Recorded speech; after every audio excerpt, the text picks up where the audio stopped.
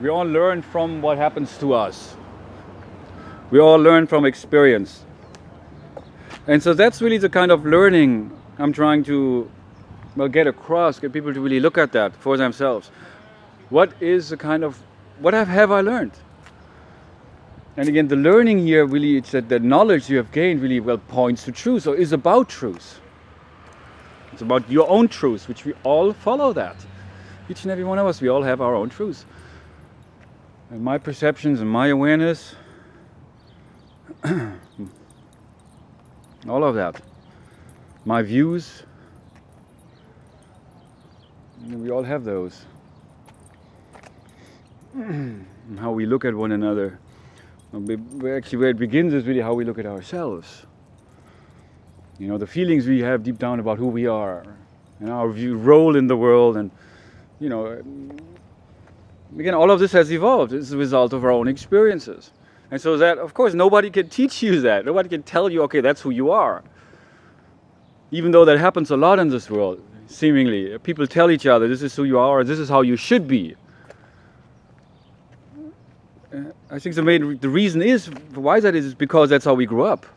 We tell children, this is how you should be. And of course, children are gaga goo goo. And then parents are gaga goo goo over children, and there's a lot of love. But then, as children are old enough to become part of the system, you know what happens. The drama and the trauma and the struggle to maintain who we are, our freedom. This is how we come into this world. We are free. We are spiritual beings. We want to be free. We are meant to be free. We are meant to create. But then what is it we really learn in this world? I'm not talking about the specifics in school and according to the different subjects. But really in general, what's the message? It's like, don't be who you are. Don't be free. Just follow all rules and orders and obey. And do what you're told. And so, well, if you know that we know that, I mean, I'm not the first one to say that, but the question is really, how has that affected our humanity, our individuality, our spirit, our energy, which again, also I'm not the first one to say that, of course, but that's what it's all about. It's all about energy. And thoughts are energy, and emotions are energy. And all of these have evolved. Everything has evolved. We have evolved. Humanity as a whole has evolved through the ages, through the decades, through the centuries. The different cultures that came and went, and the different systems and the different upheavals and revolutions and social dynamics and philosophies and belief systems and doctrines and all of these things that came and went. And even in music you can see that. Music has evolved. Fashion has evolved, everything has evolved. Even, you can look at it this way, that time has evolved, time evolves. Because time leads us from now, which is all there is really, to the next now, and to the next, and to the next. And if we would just allow for that, we would see that in a way, basically, we all are time travelers. We travel through time. The problem is that we try to control time. And we try to get all these things done and do all the stuff that we are told. And be just busy. That's the program, right? But that's unreal. That's not who we are. That's just part of the old consciousness, part of the matrix. The reason for why we have all this suffering and inequality, and then the masses are being controlled by forces outside of them.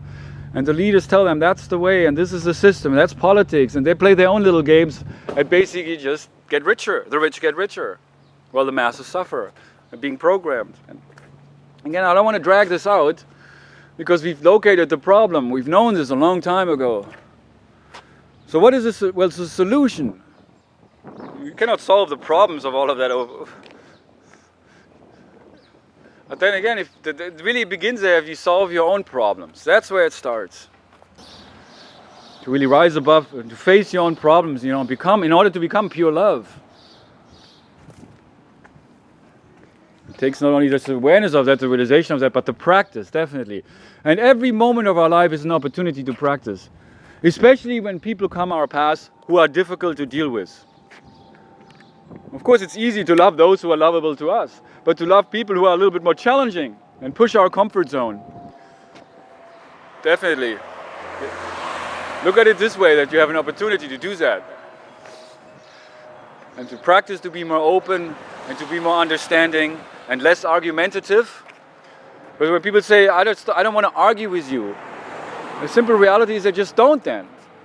Arguing is only if you tell the other person basically you're wrong. And then you criticize and you argue their point instead of just listening and learning, which is the R2A way. You know, life is learning. Something worth not only thinking about, not just realizing, but to put that into practice, definitely. Live that, be that. This is the way you become the change this world needs. The change you want to see in this world begins now, begins with one single step. However difficult it is, it begins now.